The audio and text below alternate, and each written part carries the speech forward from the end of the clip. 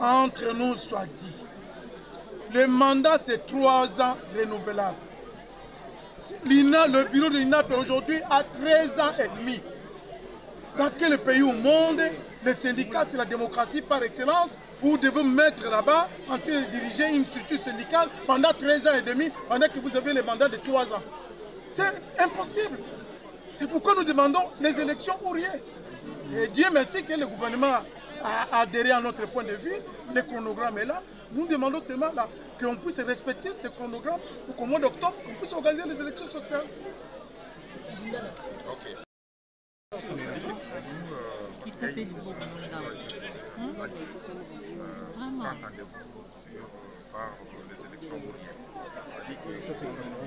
Quitter le beau pour une image.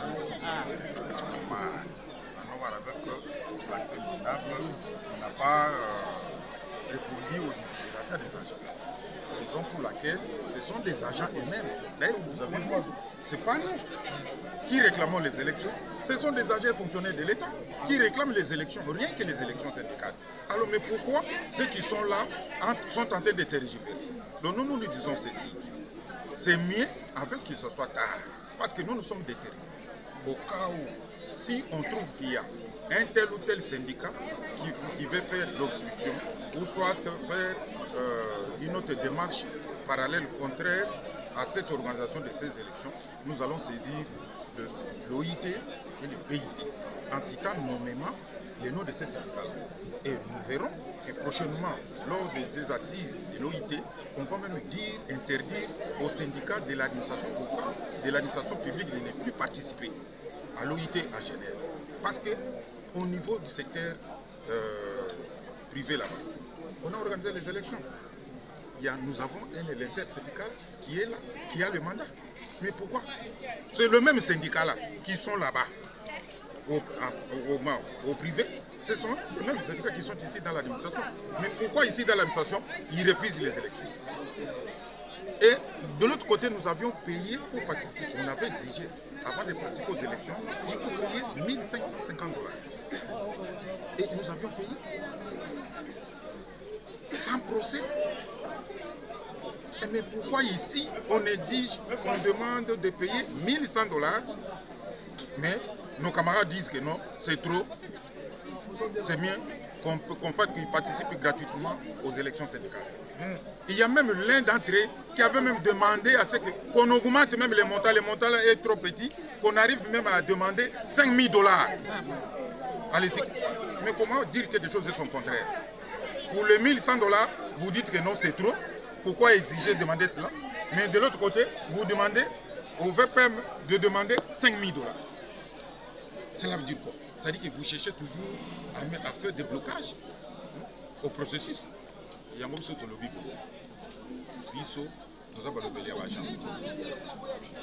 Les élections, et d'ailleurs, nous tenons à féliciter le VPM.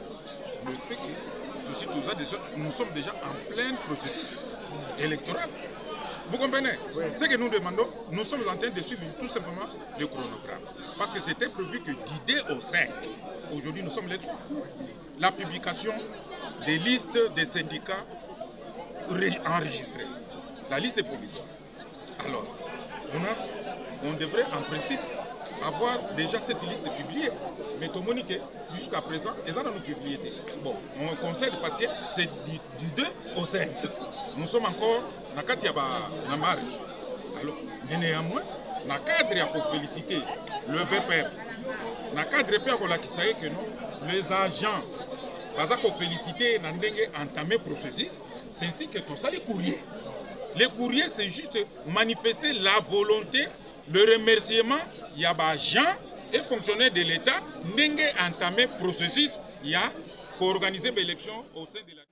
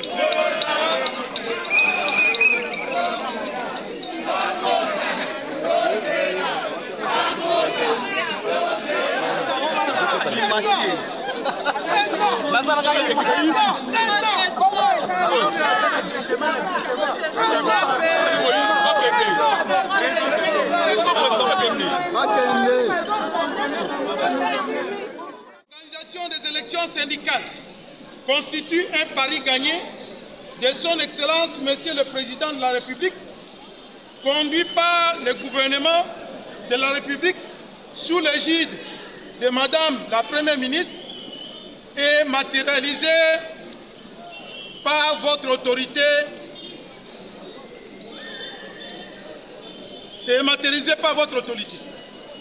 Ceci est une avancée démocratique, certaine dans un état de droit comme notre pays. La République démocratique du Congo, puisqu'elle permettra enfin aux agents et fonctionnaires de l'État de se choisir librement leurs représentants au sein de l'administration publique, longtemps attendu et voulu pendant 13 ans et demi. Concernant l'organisation des élections syndicales, les textes réglementaires en matière consacrent son exclusivité au ministère de la fonction publique via sa direction juridique et contentieuse, comme seule entité habilitée à les organiser et à réglementer la procédure et ou formalité technique incontestable à suivre par tous les syndicats œuvrant au sein de l'administration publique, confère arrêté 19 et décret numéro 24 du 17 février 2024 portant réglementation des activités syndicales au sein de l'administration publique. Ici est de relever que pendant le processus électoral déjà annoncé, aucun syndicat ni aucune structure, encore moins personne en tant qu'individu, ne peut déroger à ces droits légaux et légitimes reconnus à la direction juridique et contentieuse du secrétaire général chargé des actifs du ministère de la fonction publique.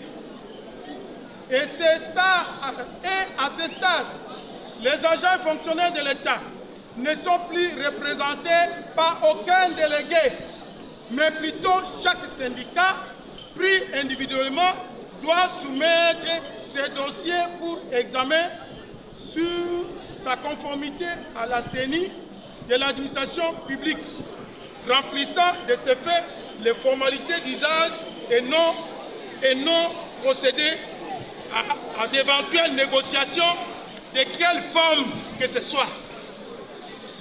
Les dispositions de l'article 16, alinéa 3 de l'arrêté 016 et aussi de la Convention 87 de l'Organisation internationale du travail. Nous dénonçons avec la dernière énergie, Excellence, la malice ou la mauvaise intention animant certains syndicats qui cherchent à créer un indice pour bloquer le processus électoral, un incident pour bloquer le processus électoral déjà entamé, chose que nous ne tolérerons nullement.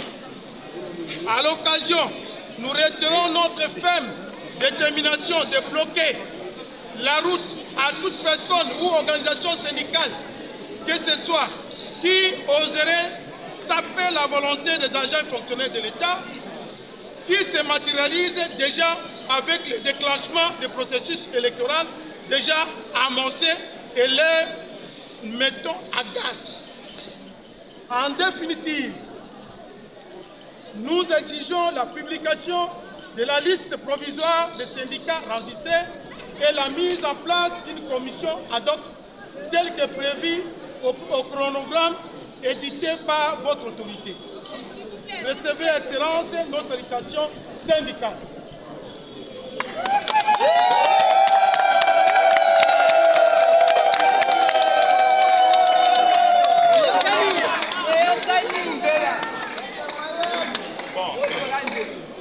Je voudrais vous dire ceci.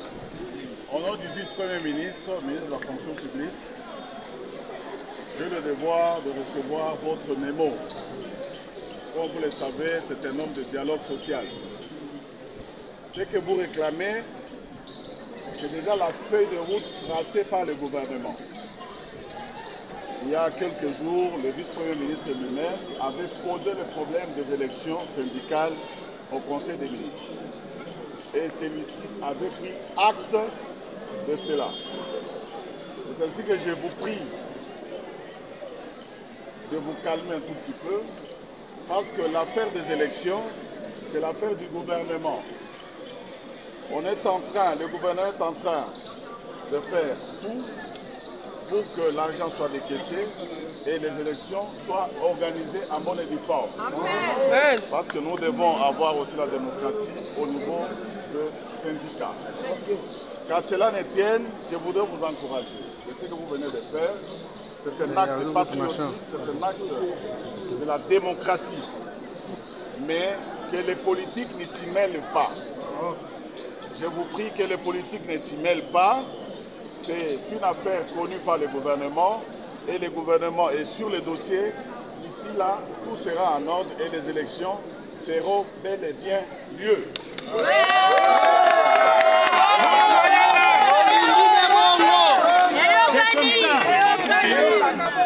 J'étais chargé uniquement de recevoir le mémo que je viens de faire.